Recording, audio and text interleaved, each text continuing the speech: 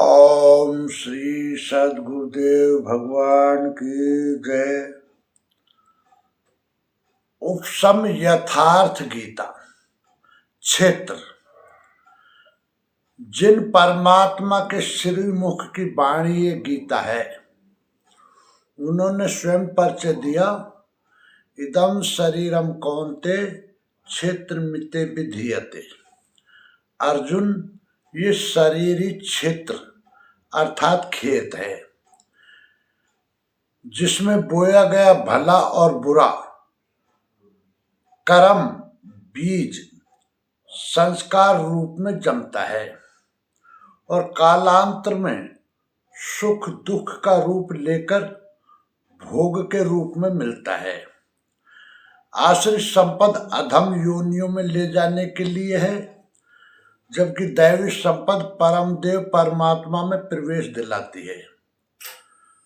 सदगुरु के सानिध्य में इनमें निर्णायक युद्ध का आरंभ होता है। यही क्षेत्र क्षेत्रज्ञ की लड़ाई है। कुछ एक टीकाकार कहते हैं, एक कुरुक्षेत्र बाहर है और दूसरा मन के भीतर है। गीता का एक अर्थ बाहरी है, दूसरा भीतरी, लेकिन ऐसा कुछ नहीं है। वक्ता एक बात कहता है, किंतु श्रोता अपनी बुद्धि के अनुरूप ही उसे पकड़ पाते हैं, इसलिए अनेक अर्थ प्रतीत होते हैं। साधन पथ पर क्रम से चलकर जो भी पुरुष श्री कृष्ण के स्तर पर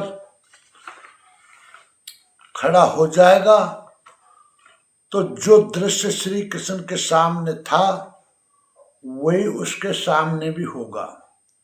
वही महापुरुष उनके मनोगत भावों को, गीता के संकेतों को समझ सकता है, समझा सकता है। गीता का एक भी श्लोक बाहर का चित्रण नहीं करता। खाना पहनना रहना आप जानते ही हैं। रहन सहन मान्यता लोक रीति नीति में देश काल और परिस्थितियों के अनुकूल परिवर्तन प्रकृति की देन है। इसमें श्री कृष्ण आपको कौन सी व्यवस्था दें? कहीं लड़कियों का बाहुल्य है, बहुविवाह होते हैं, तो कहीं उनकी संख्या कम है, कई कई कहीं कहीं कई भाइयों के बीच एक पत्नी रह लेती है। इसमें श्री कृष्ण कौन सी व्यवस्था दें?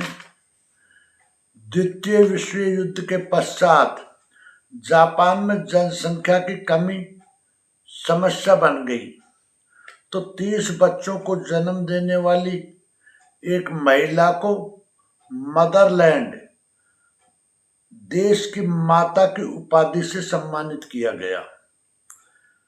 वैदिक कालीन भारत में पहले 10 संतान उत्पन्न करने का विधान था। अब 1 या 2 बच्चे होते हैं घर में अच्छे का नारा लग रहा है। कदाचित वे न रहें तो देश के लिए चिंता का विषय नहीं, समस्या का हल ही होता है।